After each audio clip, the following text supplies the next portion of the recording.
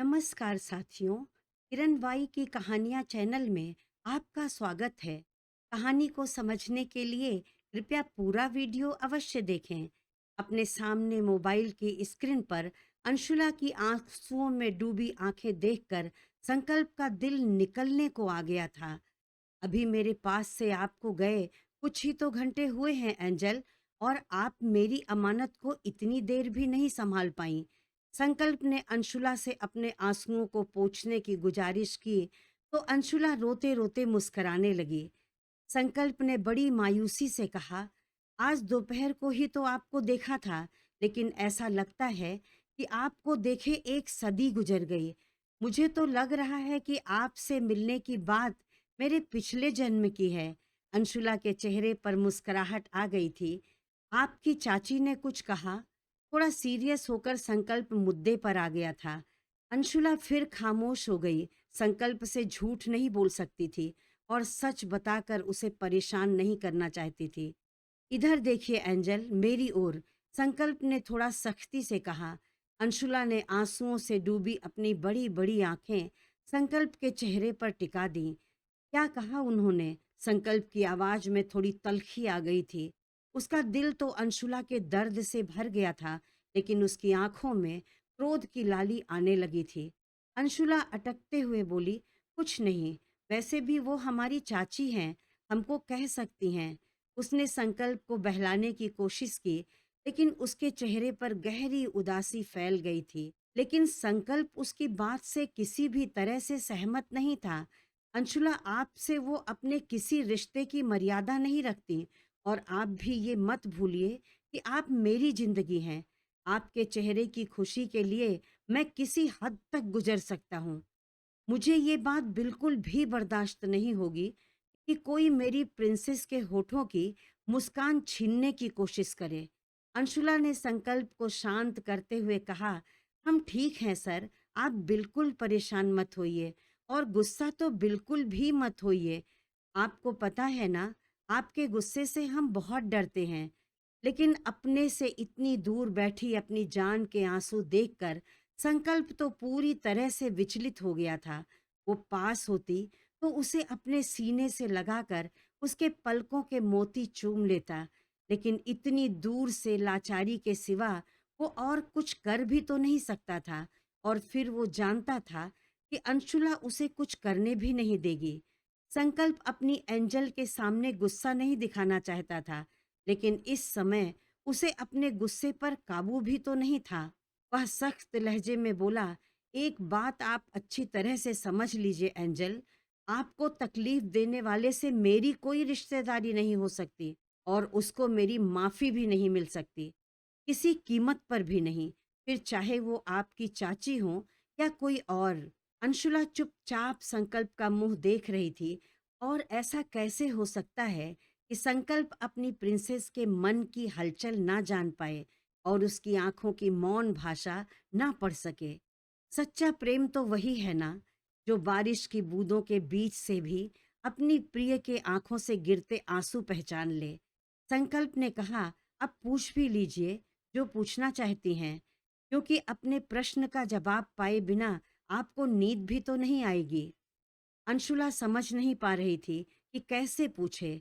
अगर उन्होंने विद्युत की गिरफ्तारी की बात हमको नहीं बताई तो कुछ सोचकर ही नहीं बताया होगा, लेकिन अब क्या करे?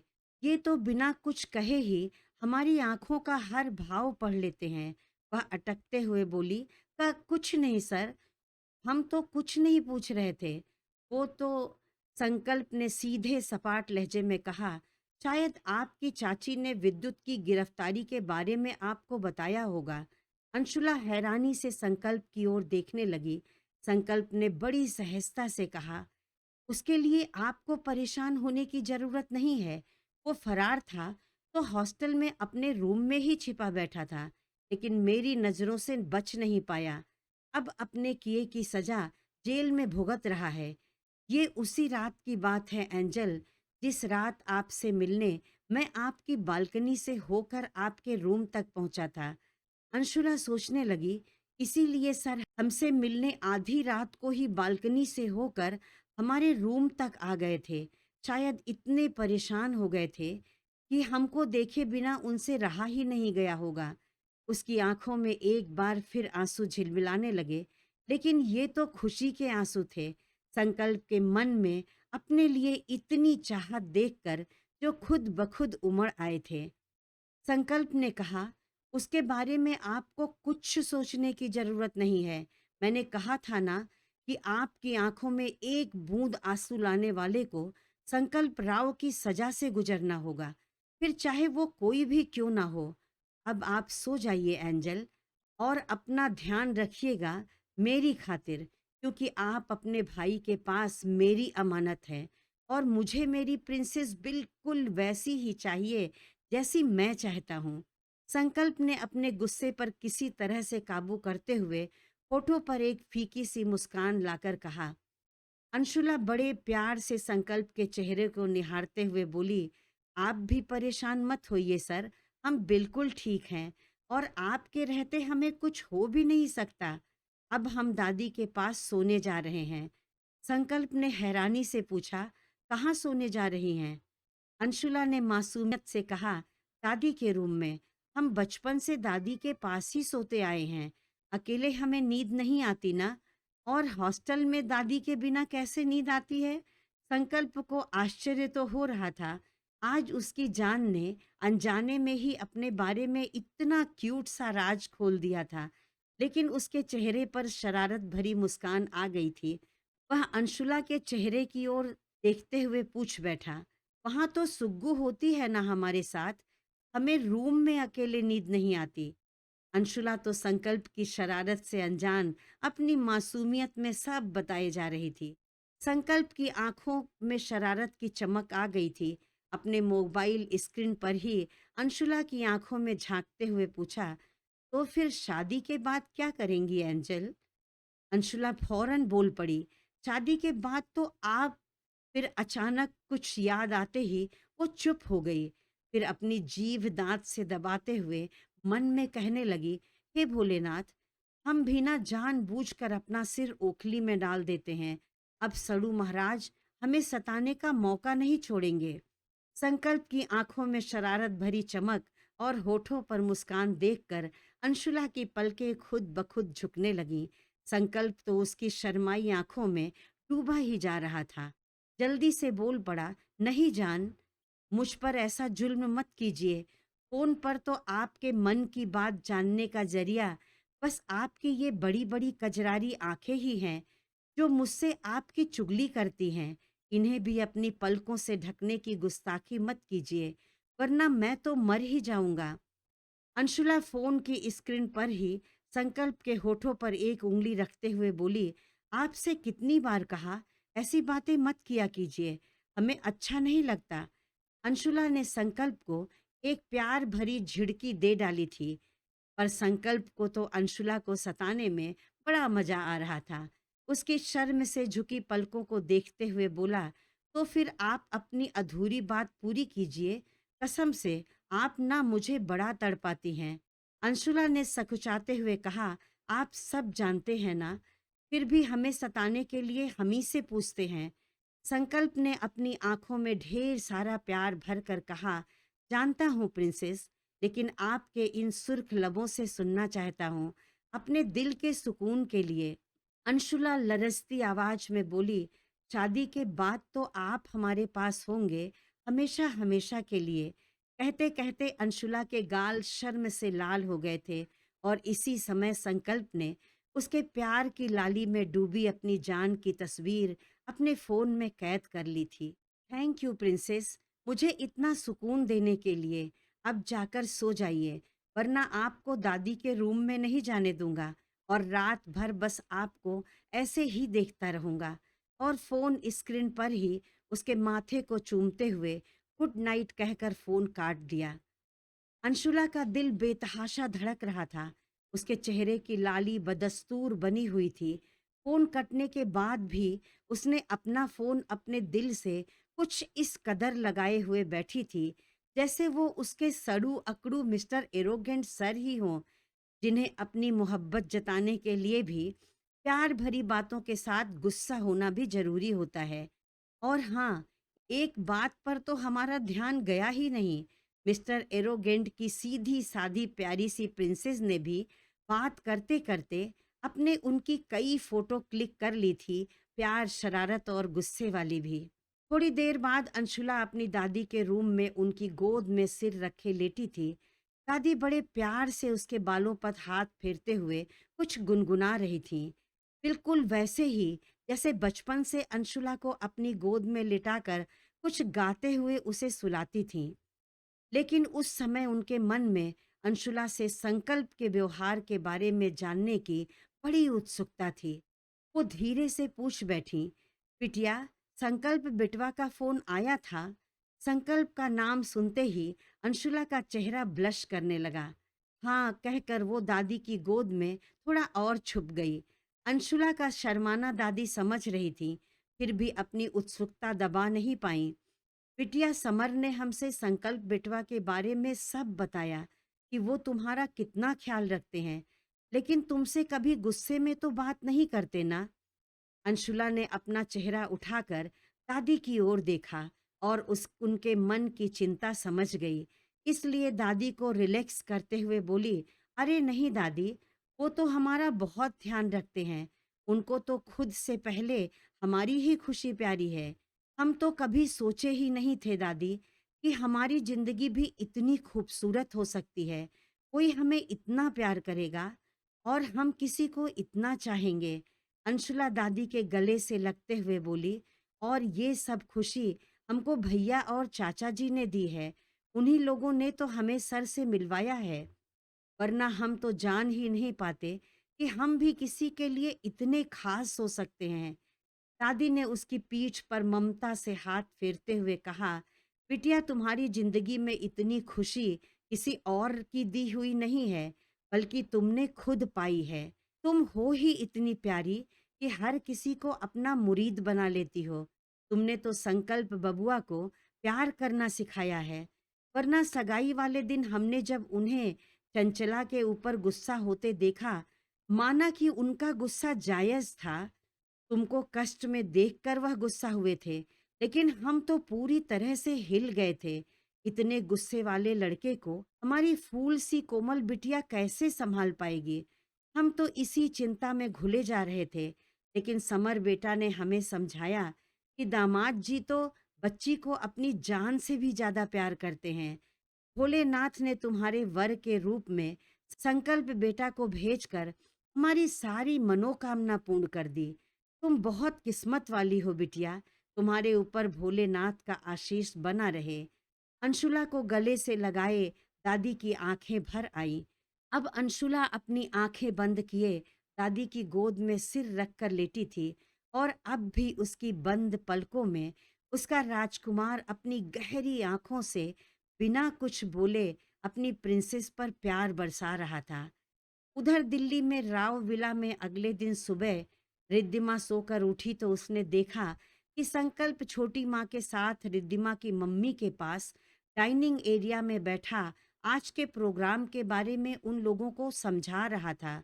अग्रिम के मम्मी पापा के रुकने की बात पर संकल्प ने कहा, नहीं ताई जी, वो होटल में नहीं रुकेंगे। अग्रिम मेरा दोस्त है और उसके मम्मी पापा हमारे लिए अजनबी नहीं हैं। उनके घर में मम्मी पापा और दिशा दी के साथ मैं जाकर रह चुका हूँ, और अब तो वो हमारे संबंधी बनने वाले हैं। वो मेरे घर में ही रुकेंगे। रिद्धिमा हैरानी से संकल्प को देखते हुए सोच रही थी, ऊपर वाले ने भी मेरे भाई को यूनिक पीस बनाकर भेजा है। हर बार काम अच्छी तरह से पूरा होने की वजह भाई ही होंगे, लेकिन कभी खुद क्रेडिट नहीं लेंगे। तभी तो कल रात that's none of my business कहकर चादर तान कर सो गए थे, और अब देखो, सबके उठने से पहले ही अपनी जिम्मेदारी संभालने उठ गए। संकल्प ने चकित सी खड़ी रिद्धिमा को देखकर कहा, मॉम, मैं इसे ऐसे ही गिलहरी थोड़े ना कहता हूँ। देखो तो, खड़े खड़े ही सो रही है। नींद पूरी नहीं हुई बेटा, तो जाकर अपने बेड पर सो जा।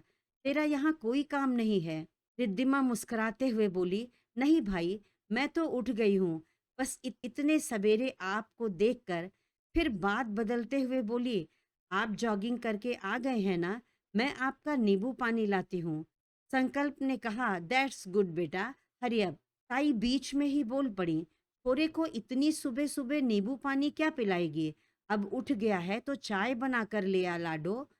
अभी संकल्प कुछ कहता, उससे पहले ही रिद्धिमा बोल पड़ी, नहीं माँ, आई जिम किए बिना अभी चाय नहीं पिएंगे। महिमा जी रिद्धिमा के सिर पर हाथ फेरते हुए बोली, बड़ी सयानी है मेरी लाडो, मुझसे ज्यादा अपने भाई की परवाह करती है। संकल्प सबके सामने तो मुस्करा रहा था, लेकिन अंदर से कुछ हिल सा गया था। बस कुछ दिन और, फिर ये भी हमारा घर सूना करके अग्रिम के साथ चली जाएगी। सोचते सोचते वो सीरियस हो गया और उसके इस बिहेवियर को महिमा और ताई दोनों ने नोटिस किया, और दोनों मन ही मन भाव विभोर हो रही थीं कि किसी के पास कभी 2 पल तसल्ली से ना बैठने वाला लड़का आज कितना जिम्मेदार हो गया है, और अपनों की छोटी छोटी बातों से उसके चेहरे के भाव बदल जाते हैं। दोपहर तक अग्रिम अपने मम्मी पापा के साथ राव बिला पहुंच गया था।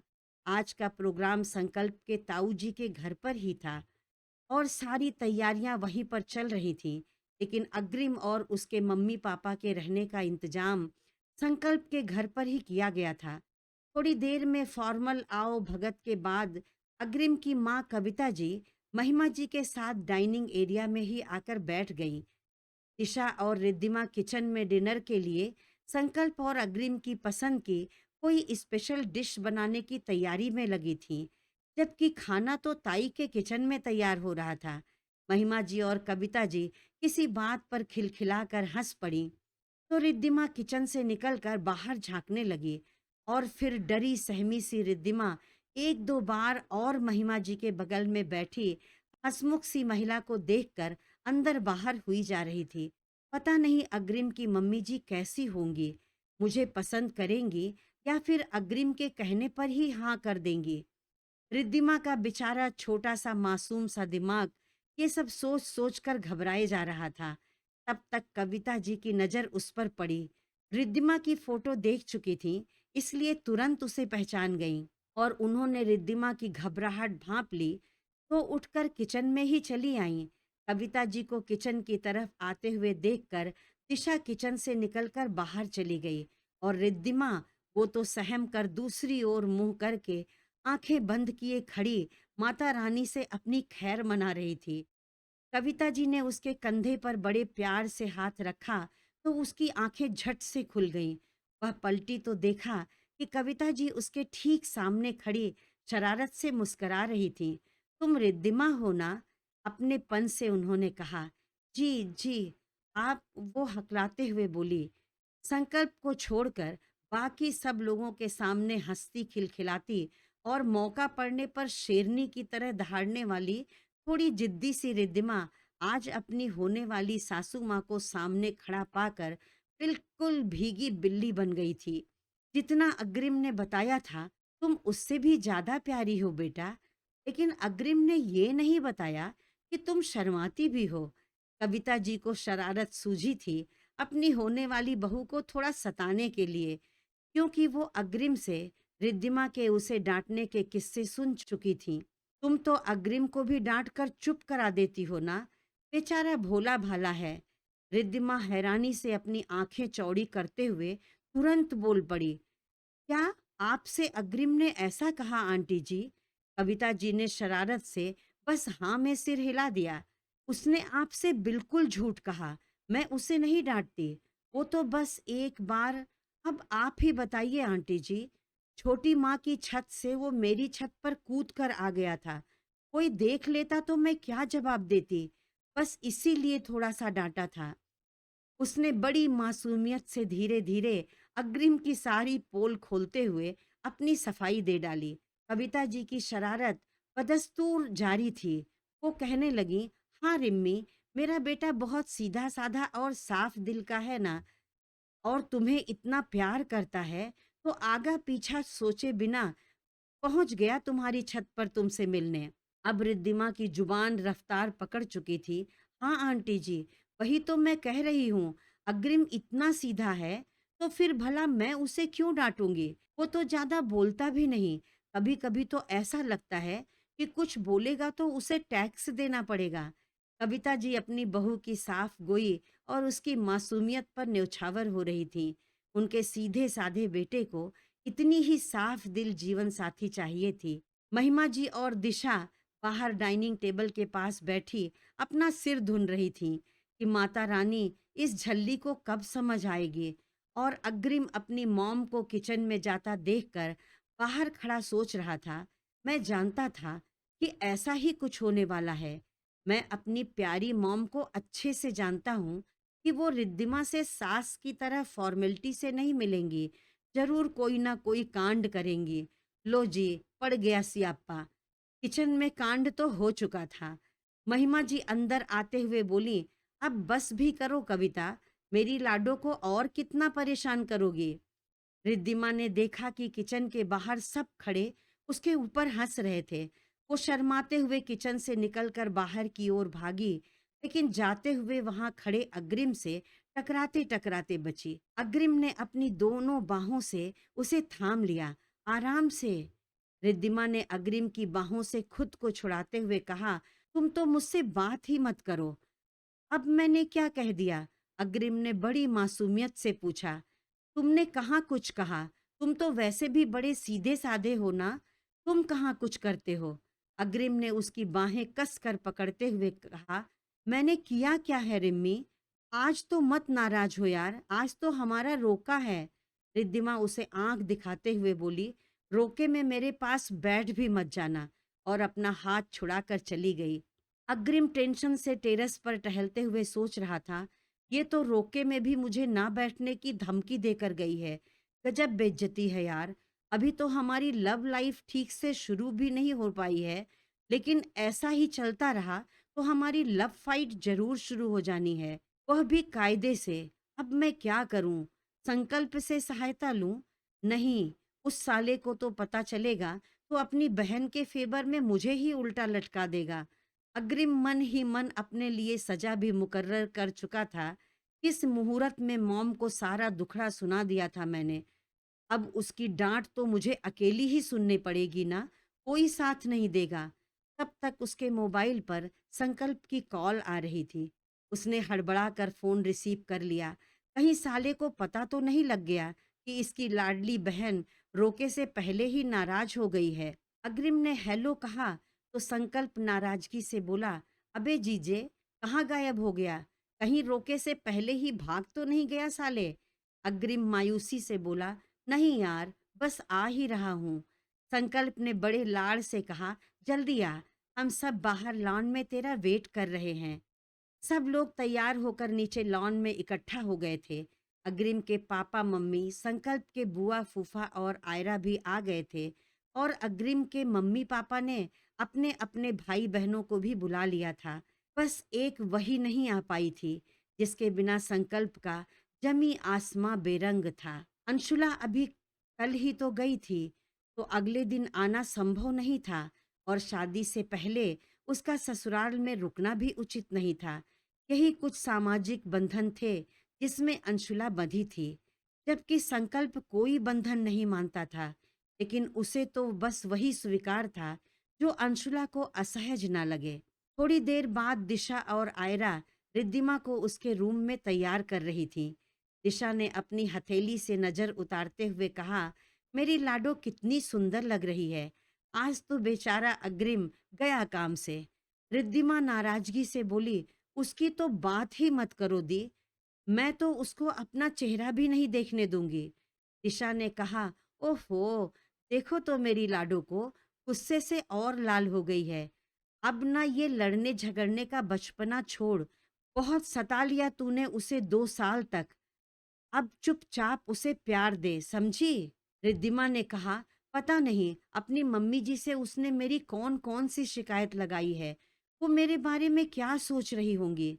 अकेले मिलने दो उसे, आज मैं उसे बताती हूँ। दिशा ने कहा, अब अपना मूड मत खराब कर, ये तो बस थोड़ी देर की नाराजगी है। जहाँ अग्रिम तेरे सामने खड़ा हुआ पिघल जाएगी। आयरा ने कहा, मैं बुला लाऊं जीजा जी को, जी का मूड ठीक करने के लिए। रिम्मी आयरा का कान खींचते हुए बोली, तू ना कुछ ज्यादा ही उड़ रही है। जब तेरी बारी आएगी तब देखती हूँ क्या करती है। इधर जल्दी में रोके का इंतजाम कोठी के अंदर हॉल में ही किया गया था। क्या सोच रहे हैं? जल्दी किसको थी? अरे भाई, दूल्हे को और किसको? बड़ी मुश्किल से 2 साल के इंतजार के बाद बात बनी थी, तो अब उन्हें एक दिन भी इंतजार नहीं करना था। अग्रिम जाकर सोफे पर बैठ गया। सामने से रिद्धिमा चली आ रही थी। आज रिद्धिमा ने रोके के लिए पर्पल पिंक साड़ी के साथ कुंदन की ज्वेलरी पहने वो किसी राजकुमारी से कम नहीं लग रही थी, और उस पर नजर पड़ते ही अग्रिम तो पलके झपकाना ही भूल गया। रिद्धिमा और अग्रिम को एक ही कलर की ड्रेस पहनाने का आइडिया दिशा का था। अग्रिम के जाने से पहले दिशा अग्रिम और रिद्धिमा को लेकर रोके की ड्रेस ले आई थी। अग्रिम ने भी सेम कलर का पर्पल पिंक कुर्ता सूट पहन रखा था, जिसमें वो बहुत हैंडसम लग रहा था। रिद्धिमा नाराज तो थी, लेकिन ऐसी बात नहीं है कि उसे अग्रिम को देखना नहीं था। बीच बीच में अग्रिम से नजरें बचाते हुए उसको देख लेती थी। रिद्धिमा आकर उसके पास बैठी तो अग्रिम धीरे से उसके पास खिसक आया। वो अग्रिम की ओर होकर बोली, कोशिश भी मत करना, और थोड़ा सा बगल में खिसक कर बैठ गई। अग्रिम ने अपना हाथ साइड में रखकर उसकी साड़ी का पल्लू अपने हाथ से दबा लिया और उसकी ओर झुककर आहिस्ता से बोला, 1 इंच भी आगे नहीं खिसक सकती हो रिम्मी। रिद्धिमा ने कहा, तुमको तो मैं बाद में देख लूंगी। अग्रिम याचना करते हुए बोला, यार तुम तो अभी से मुझे इतना छका रही हो, गलती हो गई, माफ कर दो। रिद्धिमा धीरे से उसको घूर कर देखते हुए बोली, मेरी डिक्शनरी में गलती की सजा होती है। अग्रिम ने लाचारी से संकल्प की ओर देखा तो वो थोड़ी दूर बैठा शरारत से मुस्कुरा रहा था। अग्रिम सोच रहा था, यहाँ मेरी लंका लगी है और ये साला है कि मेरी हालत पर मुस्कुरा रहा है। दुनिया भर में मुझे ये गब्बर सिंह की बहन ही मिली थी प्यार करने के लिए। संकल्प रिद्धिमा और अग्रिम की तनातनी बखूबी समझ रहा था, और उनके मजे लेते हुए अग्रिम के मोबाइल पर एक मैसेज सेंड कर दिया, साले जीजा, बर्बादी की पहली किश्त मुबारक हो। अग्रिम ने दांत पीसते हुए जवाब दिया, कैसा साला है तू? बाय गॉड, खुद साला होकर अपने जीजे की खिंचाई करता है। अग्रिम ने संकल्प की ओर देखते हुए मैसेज सेंड किया। संकल्प ने लिखा, मैंने कहा तो था कि मैं थोड़ा कमीना टाइप का साला हूँ। अग्रिम मन ही मन सोच रहा था, हे प्रभु, कहाँ फंसा दिया। बहन बात नहीं करती और भाई साला बोलने नहीं देता। खैर छड्डो जी, इन दोनों से तो मैं बाद में निपट लूंगा। कुछ भी हो, मेरी होने वाली वोट्टी तो बैठी मेरी बाजू में ही है, जाएगी कहाँ मुझे छोड़कर। अभी फिलहाल इसे एंजॉय करता हूँ, मेरा रोका कौन सा बार बार होना है। थोड़ा और रिद्धिमा के पास खिसक कर बैठ गया। रिद्धिमा सबके सामने तो डीप स्माइल दे रही थी, जिसे देखकर अग्रिम बाबा बेहोश हुए जा रहे थे। सब तो सजे धजे बैठे थे, लेकिन संकल्प खुद तैयार नहीं हो सका था। एक तो उसको टाइम नहीं मिला, और दूसरा उसको प्यार भरी नजरों से देखने के लिए उसकी एंजल भी तो आज यहाँ नहीं थी। इसलिए अब संकल्प एक किनारे सोफे पर बड़े इत्मीनान से चुपचाप बैठा अंशुला को वीडियो कॉल पर प्रोग्राम दिखा रहा था। अंशुला तो रोके का प्रोग्राम देख रही थी, और संकल्प अपने मोबाइल के स्क्रीन पर अपनी एंजल को अपलक निहारते हुए अपने रूह में उतार रहा था। रोके की रस्म खत्म हुई तो उठने से पहले अग्रिम ने रिद्धिमा का हाथ कसकर पकड़ लिया। रिद्धिमा सबको दिखाते हुए तो मुस्कुरा रही थी, लेकिन एक एक शब्द चबाते हुए गुस्से में बोली, छोड़ो अग्रिम, मुझे दर्द हो रहा है। You are hurting me. Agrim ने कहा, मैंने इतना ज्यादा दर्द सहा है तो थोड़ा तुम भी सह लो। और रही बात तुम्हारी हथेली छोड़ने की, वो तो मैं तभी छोड़ूंगा जब तुम प्रॉमिस करोगी कि सबके जाने के बाद रूफ टॉप गार्डन में मुझसे मिलने आओगी। मैं तुम्हारा इंतजार करूंगा। रिद्धिमा ने कहा, करते रहना इंतजार जिंदगी भर, मैं नहीं आने वाली। अग्रिम ने उसकी आंखों में देखकर कहा, दौड़ी आओगी सिम्मी, मुझे विश्वास है, और उसका हाथ धीरे से छोड़ दिया। खाना पीना खत्म हो गया और सब मेहमान जा चुके थे। बाकी लोग अपने अपने रूम में सोने चले गए, लेकिन अग्रिम संकल्प की कोठी के रूफ टॉप पर खड़ा रिद्धिमा का इंतजार कर रहा था। आखिर आज इतने इम्पोर्टेंट डे पर भी उसकी रिम्मी नाराज हो गई थी।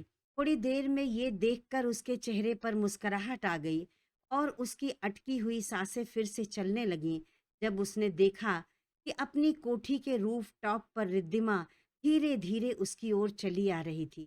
अग्रिम जल्दी से छलांग लगाकर उसकी छत पर पहुंच गया। रिद्धिमा को एक टक देखते हुए बोला, किसी ने ठीक ही कहा है, तुम्हारा दिलबर अगर खफा हो जाए वह और भी हसीन हो जाता है और तुम गुस्से में और भी खूबसूरत लग रही हो।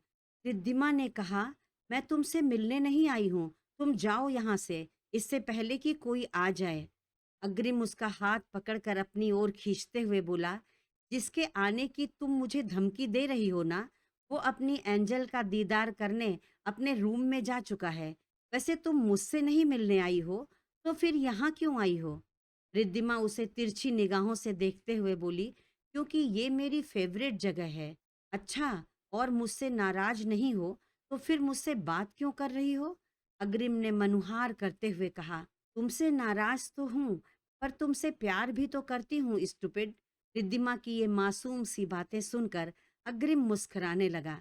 रिद्धिमा ने कहा, यूं मुस्कुराकर मेरा खून जलाना बंद करो, और दूसरी ओर निगाह फेरकर खड़ी हो गई। अग्रिम ने आगे बढ़कर उसे हग करते हुए अपना चिन उसके कंधे पर रखकर बोला, तुम जो शाम से मेरा खून और मेरा जी दोनों जला रही हो, उसका क्या? अग्रिम के पास आने से रिद्धिमा अटकने लगी थी। मैंने कब तुम्हारा खून जलाया? अग्रिम ने उसका कंधा पकड़कर उसे अपनी तरफ घुमा लिया और उसकी आंखों में डूबने लगा। रिद्धिमा की बातें उसके मन में ही रह गईं। वो भी तो अग्रिम के पास आने से धुआं धुआं हो रही थी। अग्रिम ने कहा, मैंने 2 साल हर दिन हर रात इस उम्मीद में काटी है कि कुछ पल के लिए ही सही कभी शायद तुम्हारा साथ मुझे मिल जाए, और आज जब वो पल आ गया है तो तुमको नाराज होकर मुझसे दूर जाना है? रिद्धिमा ने उसके कंधे पर अपना सिर टिकाते हुए कहा, तुमसे अलग होकर तो मेरी भी कोई ख्वाहिश नहीं बचेगी अग्रिम। अग्रिम उसे थोड़ा अपने पास करते हुए बोला, फिर कभी मुझसे नाराज मत होना रिद्धिमा, मैं बर्दाश्त नहीं कर पाऊंगा। अग्रिम ने उसे गले लगा लिया। रिद्धिमा उसकी अंक में सिमट गई थी। आज अग्रिम की जिद के आगे रिद्धिमा का हर किंतु परंतु सब बेकार था। आज चांद तारों की छांव में वो दोनों एक दूसरे का हाथ पकड़े बैठे एक दूसरे के साथ को बखूबी महसूस कर रहे थे। क्रमशः साथियों, मेरी कहानी आपको कैसी लगी? अच्छी लगी हो तो कृपया लाइक कर दें और कमेंट में लिखकर जरूर बताएं। ऐसी ही और मनोरंजक कहानियां देखने के लिए मेरे चैनल को सब्सक्राइब करके बेल आइकन दबाना ना भूलें। धन्यवाद।